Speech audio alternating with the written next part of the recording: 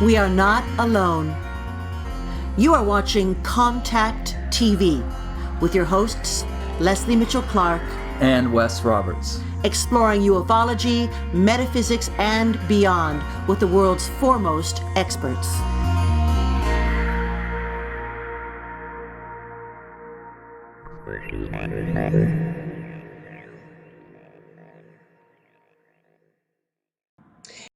And hello, everyone. Once again, we are welcoming you to another episode of Contact TV. I am Leslie Mitchell Clark, and I'm joined, as always, by Wes Roberts. That's Hello. right. And we are here. And if you're tuning in, this episode has posted on February 15th. And we are absolutely delighted to welcome back to our program one of our very favorite guests. We are welcoming back a lifelong experiencer, an international metaphysical minister, the co-host of AquarianRadio.com, a Reiki master and teacher, medium, telekinesis practitioner, founder of Wolf Spirit Ministries, and consultant for the late Dr. Edgar Mitchell's FREE, the Foundation for Research into Extraterrestrial Encounters, experiencer.org. And of course, we are talking about also author of Yahweh as an Alien, and also his brand new book, we're going to be talking momentarily, the Reverend John Polk, speaking to us directly from Orlando, Florida. Welcome, Rev. So wonderful to have you back on back once again. Oh, my pleasure. Great to have me back. Okay. And I know that we have talked about your previous fascinating book in other episodes, but I know that you are anxious to discuss your brand new tome, as it were. And indeed, we have read it. And tell us a little about your book, Rev. It was released back in September of last year, but we had all of the problems in the world you could possibly encounter. For example, you send off the proof to get proof by CreateSpace, which is a division of Amazon, and then they will actually print you a proof and send it to you. And we gave them the changes. We thought that we had the changes already in place, and lo and behold, none of the changes, none of them took, either on the ebook, neither on the ebook or the print copy. Oh my! And so my editor publicist, we did it multiple times, and it took multiple times for it to take for whatever reason. And then when I was doing the edits myself, before I gave it to my editor, I articulated them all. It took probably 2 days to do it, and they just vanished out of my computer twice. Whoa! And then I'm telling you, and then I sent them to Karen Christine Patrick, my editor, and then she went and completed all the edits, and then they vanished off of her final proof twice. So what I sent you, I did send you a book. I sent you the book with a bunch of errors in it. but we finally got it all figured out. We have the completely edited version of it out there right now, and it is available for purchase on johnpolkmedia.com. Fantastic. And we will put that information up on our Facebook page as well very quickly, so people can, of course, order this book, which they're going to be very anxious to do. And I must say that the kind of technical snafus that you're talking about, it sounds ludicrous, right? When you lay it out the way you did about the progression of things that happen. But we know from I don't know how many years of doing our show, first as a radio show and now in this format, that when controversial or important or otherwise sensitive information is being discussed, any number of bizarre technical things can happen. I know that with our guest Randy Kramer, who's a really fascinating guy talking about the parallel space program, we've had all kinds of things happen that you wouldn't think were even technically possible to happen. So I completely believe you. But the good news is that you triumphed, and the book is fascinating. And it refers not only to a specific incident that you yourself and many, many reliable witnesses in ufology experienced, but it also has a much wider base of information, because we're really talking about contact and disclosure and how it's actually happening, as opposed to the day the earth stood still type of, landing on the White House lawn. And God help anybody who lands on the White House lawn today, especially a Mexican. Can you imagine? But they climb the wall. So tell us, I know you've discussed this incident before, but it's so fascinating. Can you tell us a little bit about the conference that you were attending when you, in fact, encountered these fascinating blue beings who were absolutely extraterrestrial, possibly interdimensional? We're not really sure, but tell us a little bit about what happened, John. Okay.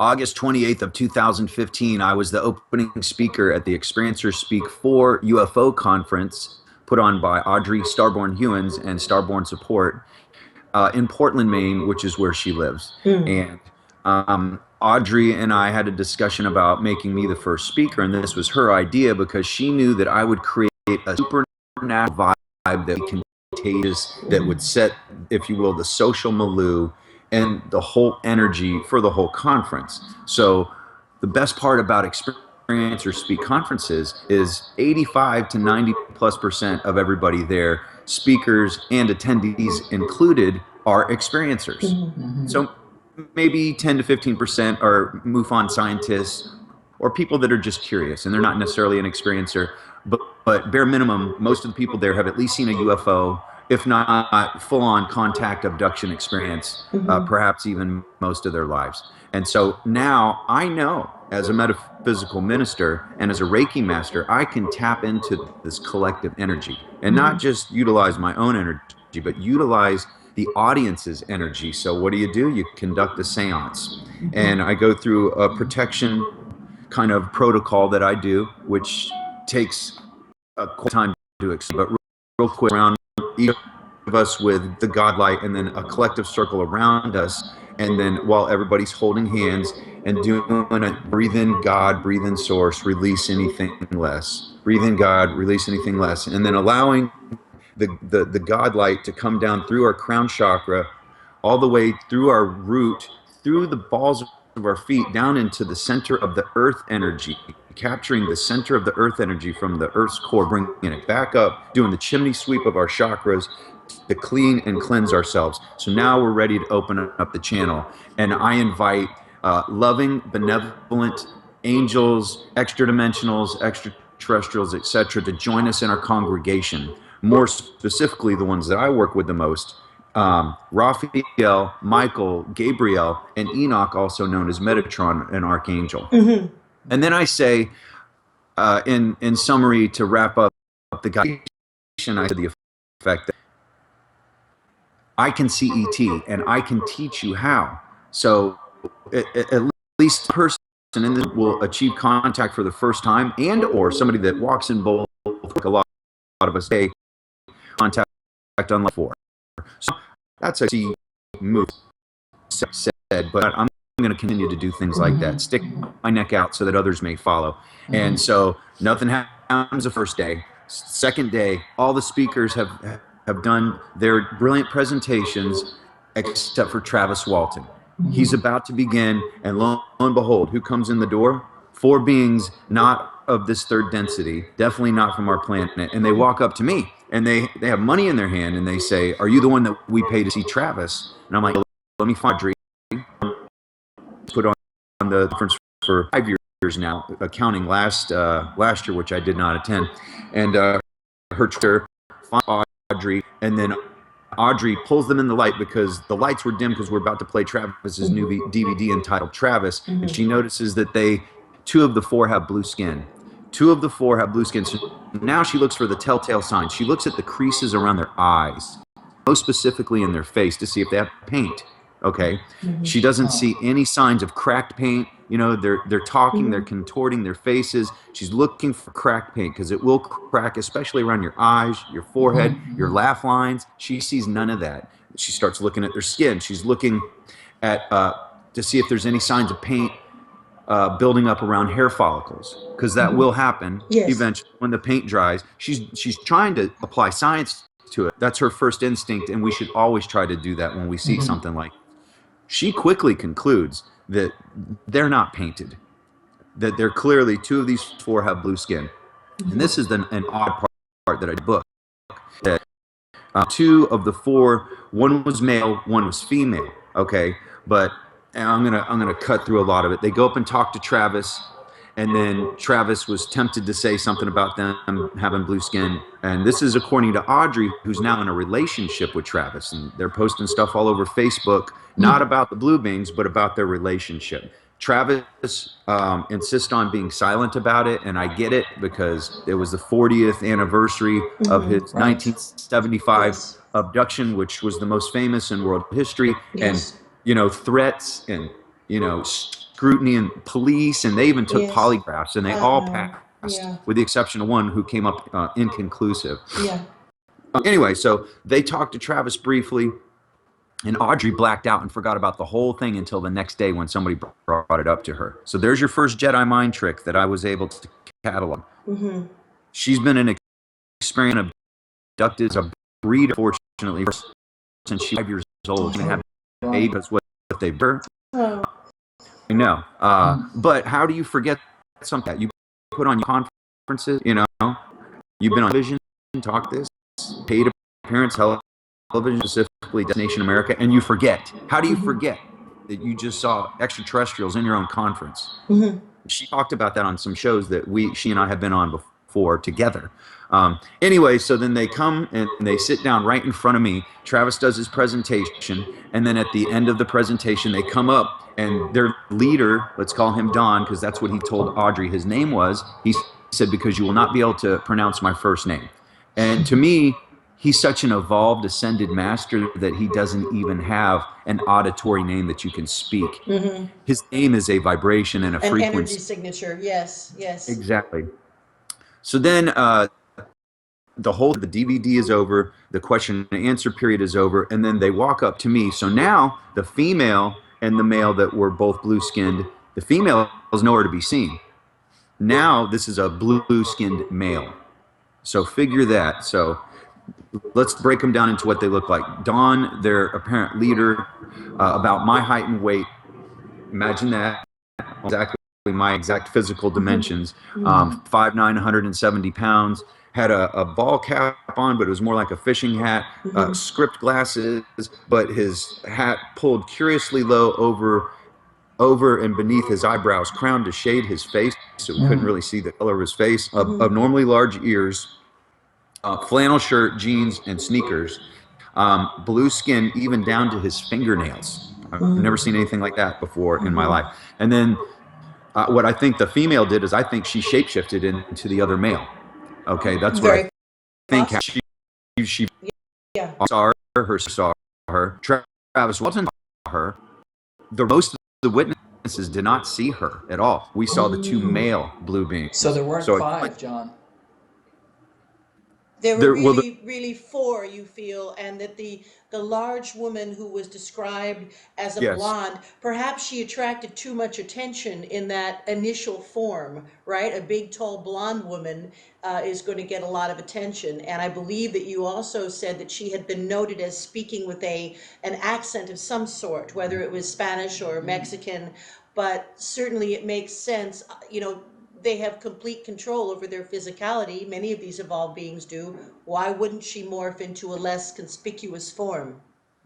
Who did not talk. And so according to Audrey, the female was the leader. What we saw was, the female was not anywhere to be seen once they came back after the presentation and talked to me. Okay. Perhaps shapeshifted into this tall, thin, Aryan-looking, good-looking guy, blonde hair parted on the side, hoodie, shorts, sneakers. The only thing he said, and it was right before they left, was, "We gotta go, we gotta go, we gotta go," to Dawn, because Dawn was getting loose and just told everybody that he's from the Pleiades and was hugging people and getting way too comfortable and way too loose about it. And that's when the other being said, "We have to go, we have to go, we have to go." And so get this, I have my phone right here, and Dawn is no more than a foot away from me the entire time. And I'm thinking in my mind, and I might as well set it out loud since they communicate telepathically. I was not even going to ask. I was going to sit there and go zit, zit, zit, and take a bunch of pictures of him. And right when I did that, or was about to do that, one of the beings without blue skin walked in front of my table, because that was my Yahweh book back then, and deliberately pulled my attention away from Dawn. And I was about to tell Dawn his skin was blue.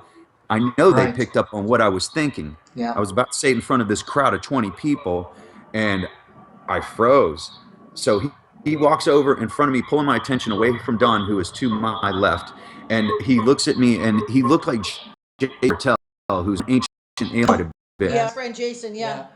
Okay, and it's funny. I met Jason back in February of last year at the Alien Snowfest, and I said, you know what? I was at a UFO conference, and I met an alien that looked just like you. And I you bet he never, loved that.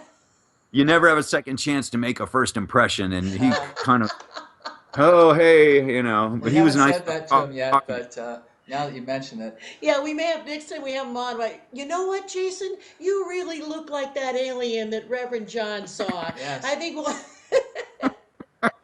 It was too, but he was cordial with me. We talked at length about ancient alien astronaut theory and da da da da. Yeah. But anyway, so this one that looked like Jason Martell, when he pulled my attention away when he's in front of my table, he goes, the Anunnaki, the Anunnaki, the Anunnaki, the Anunnaki, almost like he was autistic. And after the fact, I talked with one of the key witnesses, Ron Sharfy, who had the $5,000 digital camera. He's an IT director for some big company.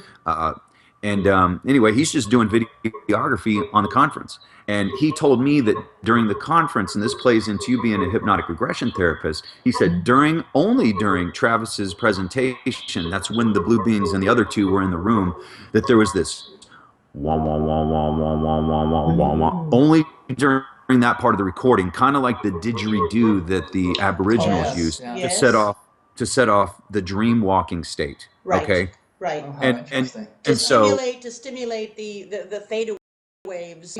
I mean, we have devices. I don't use them, but they exist that will do exactly what you're talking about. And not auditory to the human ear either. Not, but in the recording you could hear it. So Ron and I, after the fact, we were talking about it on the phone, and I said, "What do you think it was?" He said, "I think it was a trigger mechanism to bring about the hypnotic state on all of us." So that was one way to do it. Now, did they have a handheld device and push a button? I don't believe that they did. I believe that they could do it cerebrally, or even spiritually. And so a lot of us, if not most of us, like Audrey, completely blacked out. You know, one picture was taken, but it wasn't good. Another picture was seen on Facebook, which was in my book, how Kelly Lawler from Helena, Montana, saw the picture on Facebook, and then so Audrey and everybody's picture on Facebook was deleted, never to be found, probably will never be found ever again.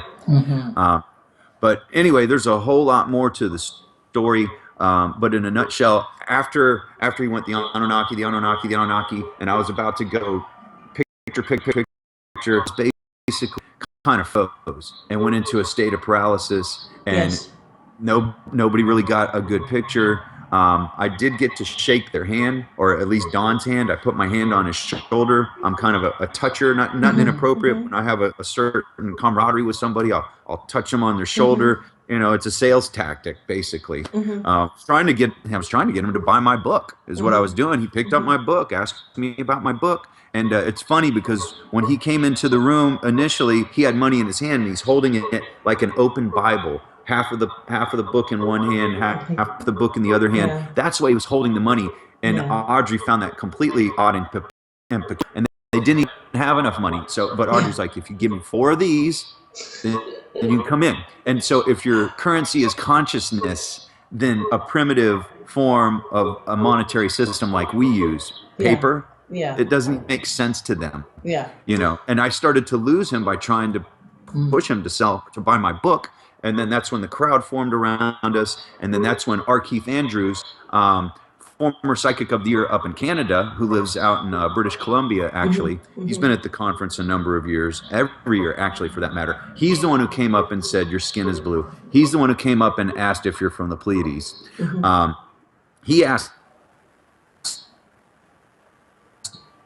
the best questions.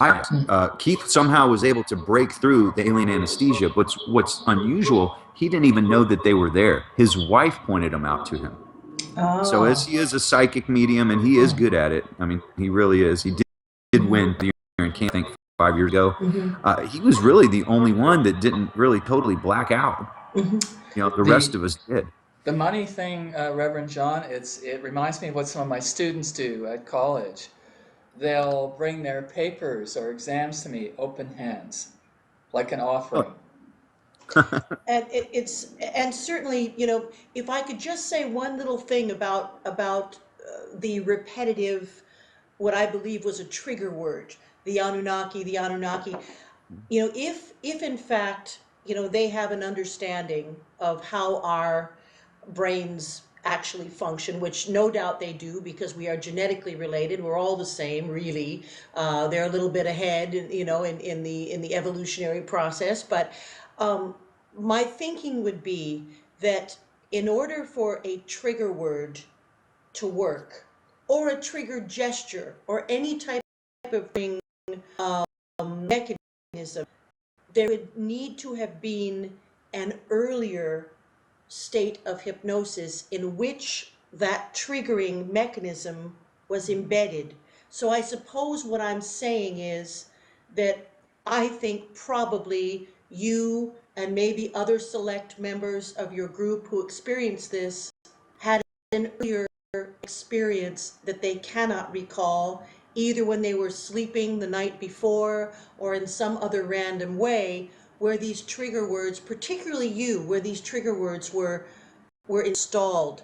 Now, I think we've explored regression, you and I and Wes, and attempted some regression episodes.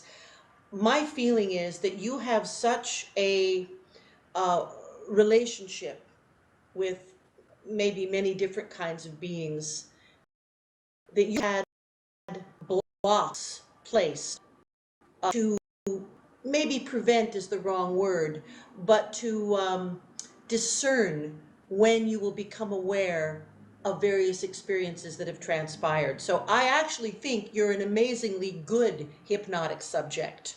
And the fact that we weren't able to really get into the nitty-gritty of the regression doesn't have anything to do with your ability to go into hypnosis or my ability to get you there. But I believe there were pre-existing hypnotic processes, if you want to use that word, that had already been utilized. I What would do you concur. think? I Yeah. concur. And Ron Sharfy, I was telling you about the videographer. He said, I believe that all of us key witnesses were abducted before, or at least, either physically abducted, psychically abducted, or our body is still in bed, but they yank our soul sideways into a parallel dimension and then place it back in before we wake up. That was him postulating, and I'm like, it makes perfect sense. Yeah. And then couple that with the wah wah wah Yeah. wah sound Yep. during the presentation, Yep. so it worked on all of us. It It did. absolutely. They reinduced a light trance state that they had previously utilized, I believe, from reading your book and all the material, when they in fact embedded those trigger words, and when that trigger word was the Anunnaki, the Anunnaki, the Anunnaki, and you were then in an altered state. You did whatever you had been, and this is a negative word, but I suppose programmed to do. I think that you have experienced that throughout all of your life, probably. And also, John, you talked about this yourself, and Leslie and I read this in your book. Some things are time stamped, Yeah, time dated. time dated, or time stamped. When you're able to deal with it, or what was the term you used? You pop the cap, was it? Pop my alien memory cap. Right, right. Yeah. I coined it and I made it up. And forgive me, I didn't hear any of them. It was broken up to the point where I couldn't really discern what you were saying. We'll go through it again. Okay, well, actually, all So I I was do pointing apologize. out is that the concept of blue beings, blue extraterrestrials, blue angels, blue gods is certainly nothing new, and we see it throughout the Ramayana. We see it in various, and it's feeling that the evidence that Zechariah Sitchin uncovered about the Anunnaki directly is that they may very well have had a bluish cast to their skin, and it was speculated that they may even have had a copper-based blood system rather than an iron-based blood system such as ourselves. But in fact, Right. we even, it only becomes red when it's exposed to oxygen. So the phrase, blue bloods as an elitist class, I really believe that that refers literally to beings that in fact did have a bluish aura, or maybe even a bluish pigment based on their copper based hemoglobin. What do you? Yeah, I agree completely. So imagine on another planet with a different atmospheric consistency, where if their blood was exposed to this atmosphere, that they would bleed blue Mm, because it's not totally carbon and oxygen based. right, right. But in the third density, at this particular level of gravity, also, I mean, you can look at your veins and they look either blue or green. Mhm. Yeah. Cut yourself, the blood comes out red. But in another planet with another, recipe for the atmosphere, perhaps they would bleed blue. Mhm. Uh, well, and then iron versus copper. There's actual scientific experiments that you can do where certain fluids, like hydrated zinc, looks blue. Yeah. Hydrated zinc looks blue, and Mhm. hydrated zinc was actually poured in dilute hydrochloric acid. Great Pyramid create hydrogen, and Exactly. one of these beams was shot up to Orion, and one of these beams was shot to Sirius. And in my estimate, and with Mercury flowing around in the bottom of the pyramid, with water underneath the pyramid bouncing up on the underside of the pyramid from the Nile with the tides to create a low pressure wave, to Mhm. create a resonance inside the pyramid, to shoot these beams to these two particular stars, which in effect is where a great deal of our human heritage does come from. And in my Mhm. estimation, that the Egyptians were Anunnaki. Absolutely. Yeah. Or at the very least, and in the later kingdoms, certainly the descendants of the Anunnaki, without question, because they tried to establish a human kingship on Earth. And certainly the pyramidal, I know we're getting a little bit off topic, but the ring of pyramids, the energy system, the communication system that existed worldwide, indeed, they have also found Mercury in the subterranean levels of the Mesoamerican pyramids. And I have no doubt that when Dr. Osmanagich finally gets to ground zero of the Bosnian pyramids and some of these other Eastern European structures of deep antiquity, that we're also going to find remnants of Mercury. And in China also. China, absolutely, Yeah, like absolutely. most of the pyramid complexes, if you will, they found Mercury. Hmm. It was a major And it's been part of covered the. up by the governments. Oh, completely, completely. John, I have a question to ask you about a specific part of your experience, because I want to set this up because I had a similar experience. I thought, and a girl sat across from me on the subway, and her eyes were absolutely black, and I was unable to look away. I felt absolutely frozen in place. And you spoke about this kind of experience with the blue beings. Actually, the one that looked like Jason Martell was Mhm. That the one. one that had the big black, dispassionate, Mm-hmm. void of human life kind of eyes. Mhm. Huge eye orbits, also no whites in the eyes. But it's funny because all the witnesses, none of them, including myself, could tell you the eye color of either of the blue beings. Mm. You Mm-hmm. know, imagine you're looking at somebody, they have prescription glasses on, and you can't even remember what their eye color was, or you can't even remember or recall them even having eyeballs. Mhm. I just remember looking at them, and the more you look into their eyes, the further you would travel off into the cosmos and lose memory recall of what you were thinking at the time. Because I And Wow. remember, that's what happened to you, right? and that's what happened to you too. It sounds like also. Mhm. Yeah, Mhm. yeah. I Mhm. couldn't look away.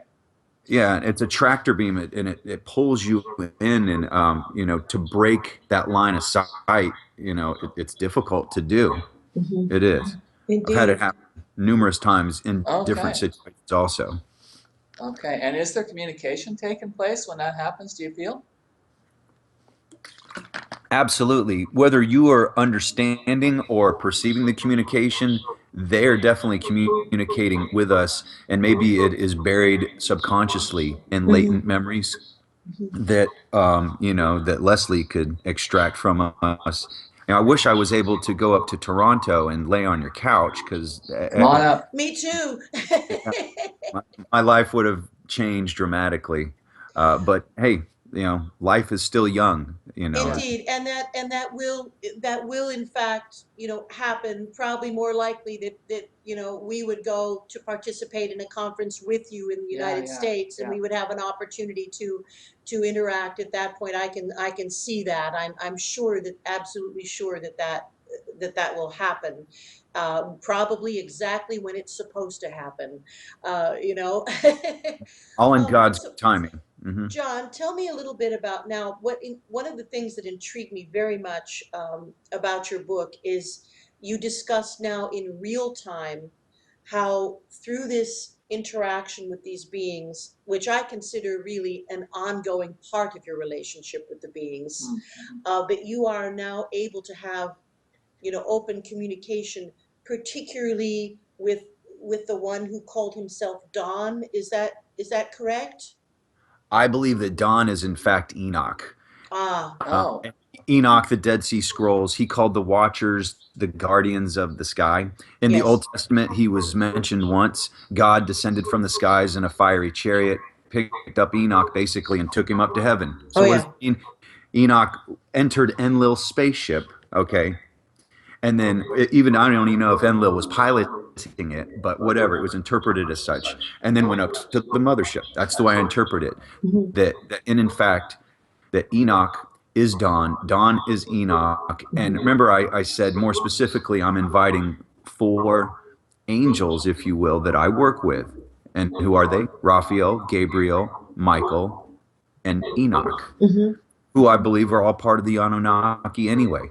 mm-hmm. And Yes. Jason Martell went the Anunnaki. He could have gone the Arcturians, Yeah. the Zeta Reticulis, the Zetas, but no, he said the Anunnaki. And Mhm. I've studied so many different species. He could have mentioned any species, but he Yes.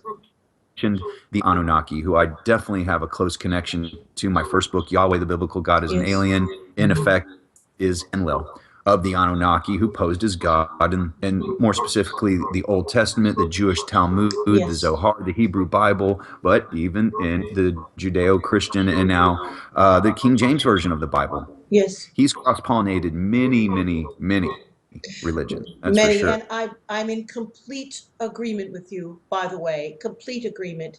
And just in your own opinion, John, do you feel that Enki and Enlil, the half brothers who were really responsible for, Operation Earth, if you will, do you think that they have at this point in their evolution, are they still physical because they have huge, long, extended lifetimes? Do you feel that they have reached a detente or an agreement about how to proceed with their progeny, their children, in other words, us? They were always at odds in the Old Testament, and Leal said, "Oh my God, you've used our DNA, original sin. How could you?"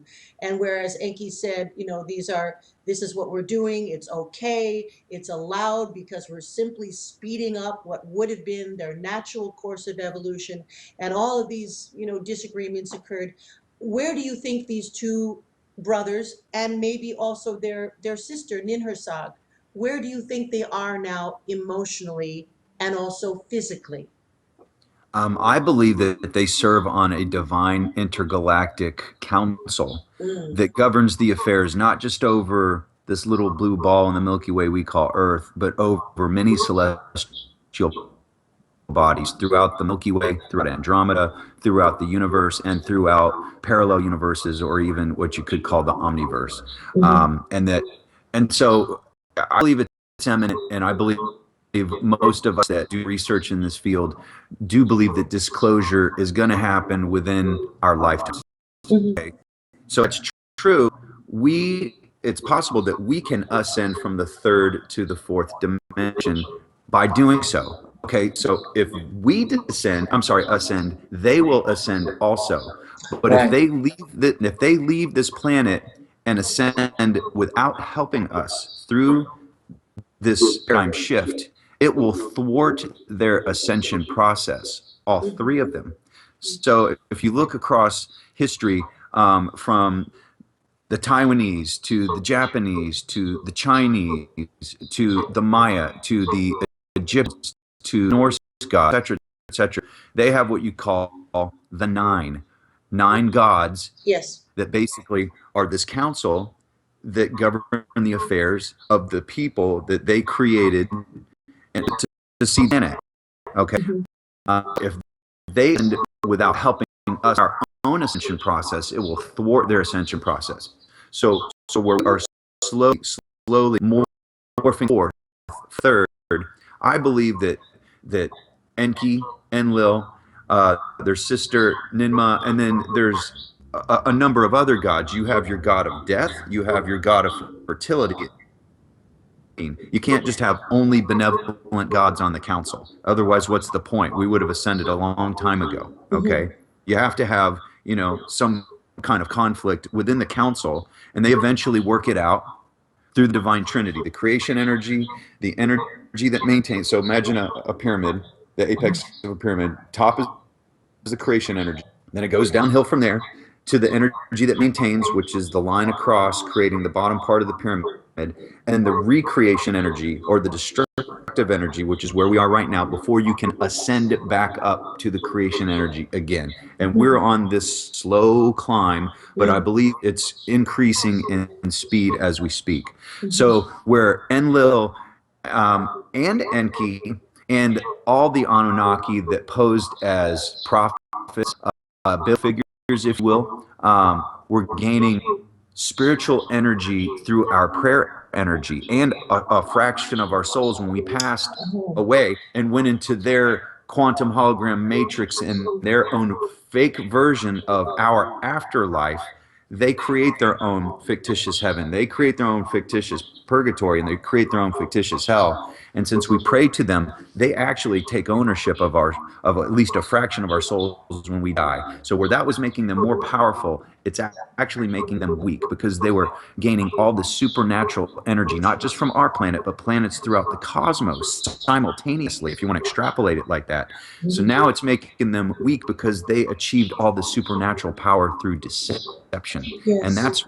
that's why disclosure is important, if not paramount, for them to be able to ascend from the fifth to the sixth, and Yeah. for us to ascend from the third to the fourth. So that's the best way I can answer that Oh, it's question. So fascinating. that makes us like cohorts or codependents. Yeah, absolutely. So like I said, if they just choose to ascend without us and go to the sixth and leave us stuck here in the third, it's going to thwart their ascension process Uh-huh. because Yes. they Okay. achieved Yes. all this supernatural prayer energy and souls through deception, you know. Yes. Yes. So that's So. why yeah, disclosure will come first, and then we'll achieve some form of enlightenment. But we can't have enlightenment without disclosure, and we cannot Right. have disclosure without understanding that the gods, plural, were extraterrestrials. Indeed, Mhm, indeed. mhm. And I mean, these are big concepts, particularly when you look at the huge range of awareness on our planet. I mean, you're in the southern United States, but you're in a rather enlightened part of it. But you have a huge belt of people who are completely invested in a simplistic black, white, right, wrong kind of dense reality. So we're dealing with that. And then we have people that we meet and engage with at the conferences, people like Grant Cameron, whose brain is like a giant, I don't know what, but Yeah, yeah. you know what I mean. We have such huge scale of developmental steps going on this planet that, of course, it couldn't all happen at once. It couldn't. It just can't work like that. But I really am very heartened to hear you talk about things in this way, because ultimately it is an equitable universe.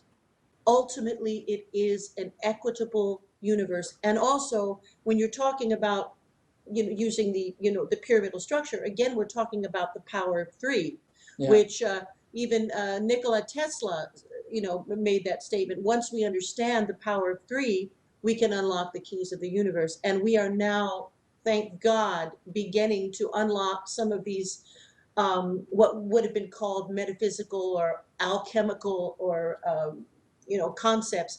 And interestingly enough, when you're talking about the Egyptian culture, it's only recently been speculated that the eye of Ra, is really a representation of the hypothalamus, which, along with the pineal gland, is really responsible for excreting the kinds of chemicals, the DMT and these other chemicals, that allow us to maybe transcend dense physicality.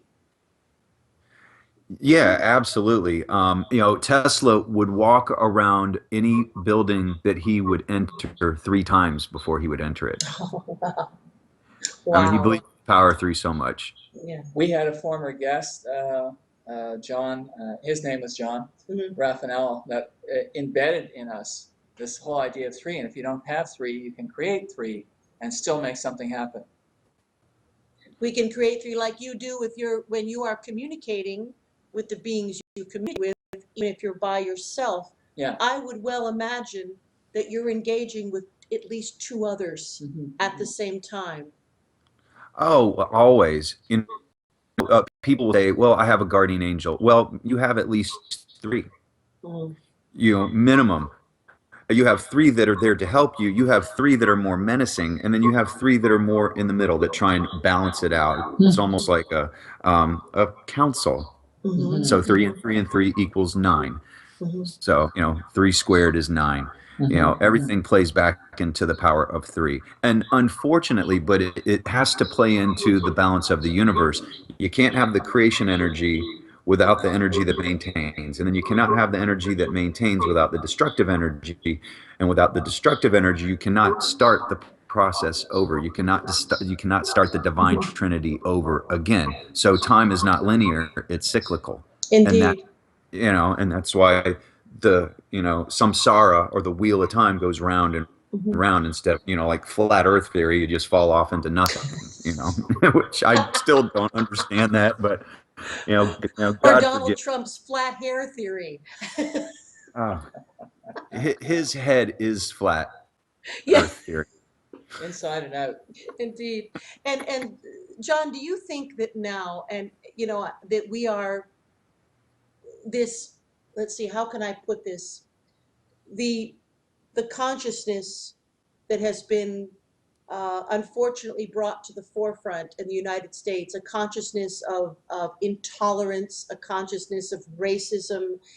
Is this a Shiva-like step where we're going to look at this and finally cast it away, because it's been uncovered? In fact, I think part of this horrendous Trump situation was that many individuals who were in fact card-carrying racists and xenophobes now have been brought face to face with who they really are. Is this part of what you're talking about, where we have to in order destruct this putrid energy in order to construct? Yeah, exactly. You echoed my sentiments exactly. You just phrased it a little differently. But so if you think about this, for the last 40 years, unless you were on an Illuminati mission, you were not named president of the United States. And that's Mm, it. And that's that. yeah. So Hillary and Obama went to the NWO Illuminati conference in Germany of last year Yes. prior to all the election. And so I'm thinking, well, then Hillary's the shoe-in. And Mhm. but the reason I believe that she did not win, because I believe that the ETs dictate who are elected. I believe the ETs dictate who our elected leaders are. But I believe that they allowed Trump to win because he was more prone to bring in discourse amongst the groups. You know, Oh, in America, you're placed in groups. You know, you're white, you're black, you're Hispanic, you're Republican, you're Democratic, you're that. And I think Hillary, you know, who is pushing, you know, Muslim sensitivity training on Americans, she would have tried to galvanize us more together, where I believe Trump is trying to compartmentalize us more and make us fight with each other more, which is unfortunate, but often war results in peace eventually. Hmm. And I hope but we don't go it's. to war. I I'm hope we sorry, don't go to war. Reverend John. But you see my logic in that? That's my Yes, best Yes. yes. Yes. explanation for why a non-Illuminati council member made the presidency like the first time in 40 something years. Yes. Because it's allowing us to define ourselves. It's like Yeah, bam. yeah, but in the end, I don't think either of those choices were good leadership Hmm. choices. Hmm. You know, somebody said if the ETs came down, which they've been here all along, but if the ETs came down, the best thing that they could do was talk to our world leaders. In my opinion, that's the worst thing that they could do.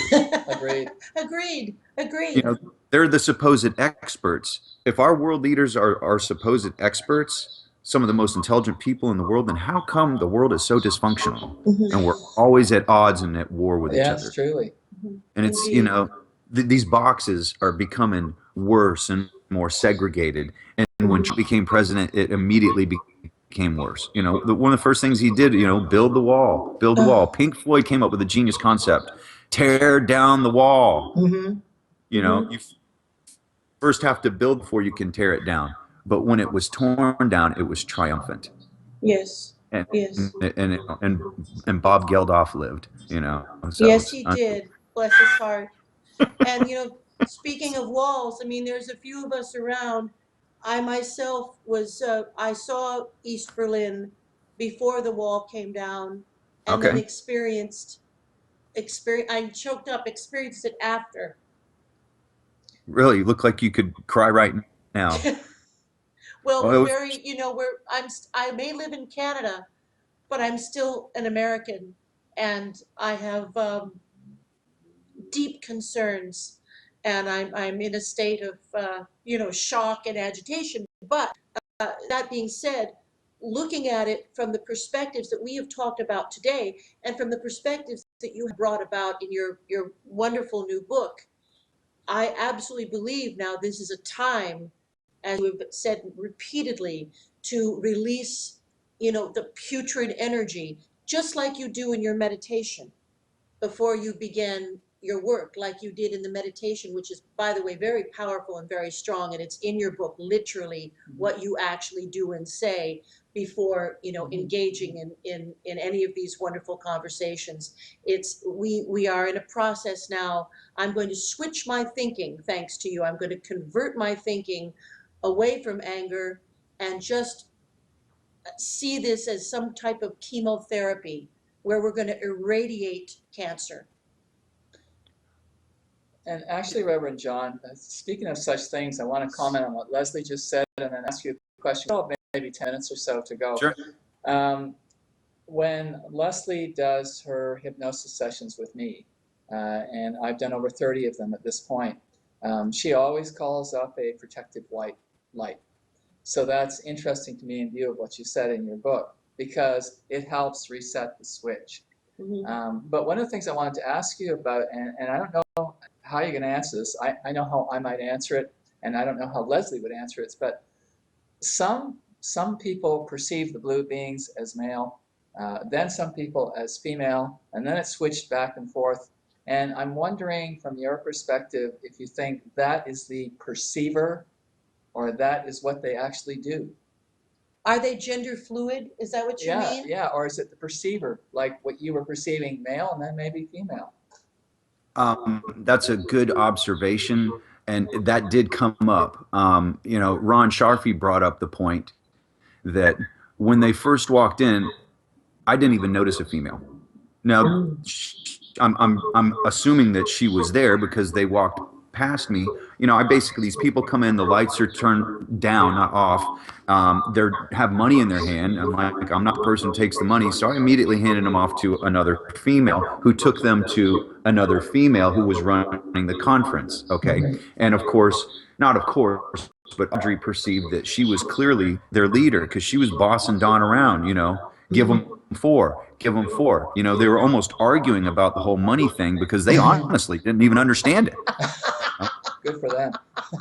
Yeah, and so Audrey gave them as a wife actually, although they were probably not man and wife, but they were somehow they're obviously connected. All four of them were connected. So then when me and the majority witnesses we see from that the manifestation that we created within our own minds Right. based on a gender bias, perhaps it's hard to discern. But I believe that either the female shapeshifted or, but when that group of 20 people was around us at the end before they left, it was mostly males. Mm-hmm.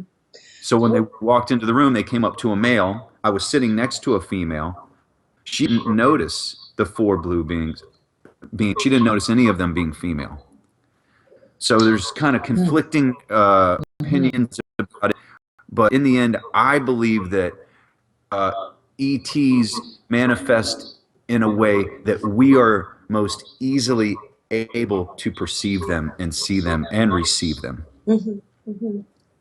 Is that Interesting, John. Yeah, I agree. Now, we talked a lot about the blue beings, and maybe just before we go out, maybe talk a little about the other two beings who one of them you speculated may have been even someone from, the planet Mars at a time when it was populated with humanoid beings. S- and they did not have the blue skin. But can you tell no? us a little bit about the other two? The one that looked like Jason Martell was about 6 foot one, looked pretty much identical to Jason Martell, with the exception of the eyes. Mhm. Curiously large eyes and eye orbits, very dispassionate eyes, although they had this incredible, powerful persona to them. Like we were talking earlier, Wes, how you look into these eyes, and unless they let you go, you can't look away. Yeah, it's like, Mhm. So when he went to Anunnaki, I don't remember him walking away. Mm. So imagine somebody comes up to you, does that weird kind of trigger mechanism effect on me, and then I don't remember him walking away. All I can remember is I have my phone in my hand. He's no longer in front of me, and that's when I look over, and Keith and his wife are hugging Dawn. Okay, and that's when the other blue being was like, "We gotta go, we gotta go, we gotta go." But then the other one was probably 5 foot tall, almost curiously short, Mhm. completely bald, no facial hair except for a very much Egyptian-like Fu Manchu, and you don't Mhm. see that very often at all. Very maybe an inch across, maybe extending straight down from the bottom of his chin, and almost curling up at the end, very very much like an Egyptian pharaoh, if you will. Mm. right. Very small but tight-fitting sunglasses, white cutoff, just plain white T-shirt, blue jeans, and moccasins. And I can see him talking to the others, but he didn't talk to anybody else. And Ah. neither did Jason Martell, and neither did the other blue being either. Don was the only one who really communicated with any of us. And I will never forget. Out of the first night, there was 79 people. The second day, there was over 150. They could have walked up to anybody in that room, Yeah. and they walked up to me. And I've been asked that question, why are you special? I'm like, well, I'm no more special than anybody else in that room. But the reason that I believe that they walked up to me is because I had had an open communication in Congress with them since before I was even born, if you Indeed. want to. Right, Yeah. right. An agreement. Yeah. An agreement, John, Part of for the sure. contract. Part of the contract. Yeah. Right. Yes, indeed. And isn't it interesting, and you pointed this out in your book, that the beings arrived just in time to see Travis Walton's speech or Q&A or film, even though it had been greatly delayed because, in a conference things happen and it was way Yeah. late, but they arrived just in time. And why do you think that Travis has been so, you think it's his fear of more criticism or ridicule? Because I saw him when he was here in Toronto. He's a pretty tight-lipped guy. I asked him some questions that he absolutely evaded, but my feeling is that he has a much more involved relationship with extraterrestrial beings than he would like to necessarily discuss. I don't believe what happened to him was an isolated incident. I don't think he believes that either, but he will not really discuss it. Mhm. It's interesting. So now that he's in a relationship with Audrey Starborn Hewins, Audrey and myself and Keith Andrews, three of the key witnesses in this event, ET magnets. Yeah. We've all had visitations. We've been abducted multiple times. So now that Travis lives with her, they live together. He's experiencing this too, whether he wants to or likes it or not, and he chooses to do that. He had the option to never get together with her and fall in love Yeah. with her. Yeah. It is very, very clear that they love each other and that Yes.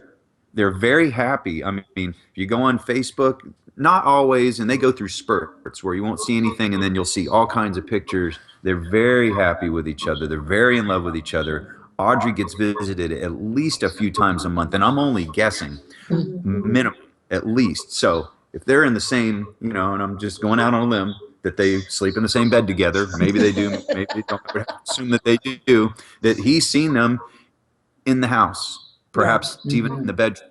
Yeah. Yeah. Which is where I visited the most, in my bedroom late at night. Yeah, You yeah, too, that sounds Wes, eh? familiar. Yeah. Oh, yes. Reverend John, we have 2 or 3 minutes before wrap up, so maybe you can tell folks how to get a hold of you and anything else you want to tell them before Leslie wraps us. Okay, I have 2 books, Yahweh the Biblical God is an Alien and The Blue Beings, Visitation at the UFO Conference. Can both be found at my website, johnpolkmedia.com. That's JOHNPOLK media.com. Either paperback, a division of Amazon is called CreateSpace. You can purchase them through CreateSpace, both of them, or Gumroad, which is the e-book format. It's less expensive to get the ebook than it is to get the paperback. Right. If you want to friend with me or follow me on social media, Twitter, I'm more of a tweeter than I am a Facebooker, but I do both. At Reverend Polk, and then I have my own show now, Quantum Hologram Matrix, every Wednesday. Okay. You can follow my show at QH Matrix. So either at Reverend Polk and or both would be better, at QH Matrix on Twitter, and then my paranormal account on Facebook is John Polk. It's Marcus. Those are Marcus the Polk, best okay. to follow me via social media. And if you want to just straight up email me, people are doing this quite a bit now, asking me questions. It's jpolk2 at cfl.rr.com. That's jpolk2 at cfl.rr.com. Also, I'll be at the UFO Congress next month between February 15th and 19th, working a table and also part of a collective group with former Apollo astronaut trainer Ken Johnston, who just came out with 5 books, and he's pushing the lunar anomalies that he has his hands on side of the moon. Wonderful. Fantastic. Thank you. And we'll see who shows up at that conference. Okay. Reverend John Polk, I just want to thank you once again for joining us on another episode of Contact TV. It's always a delight to talk with you, and we wish you every wonderful blessing in the word that you are spreading. And we thank you and look forward to our next opportunity to get together, either in cyberspace or in person. So thank you so much for joining us. Thank you. Everybody, take care. We love you. And remember, we are not alone. Okay, good night from Contact TV. Good night. Thank you for watching Contact TV. We would like to thank our generous sponsors, Lightwork Hypnosis, UFOria and the UFOria Chronicles, Earth Mystery News, Conspiracy Culture Books, MUFON Canada, Free Experiencers, the Dr. Edgar Mitchell Foundation for Research into Extraterrestrial Encounters, and Variety Store Productions. For guest booking information, please email Wes Roberts at producer@contacttv.ca. And don't forget to join us on Facebook and Twitter.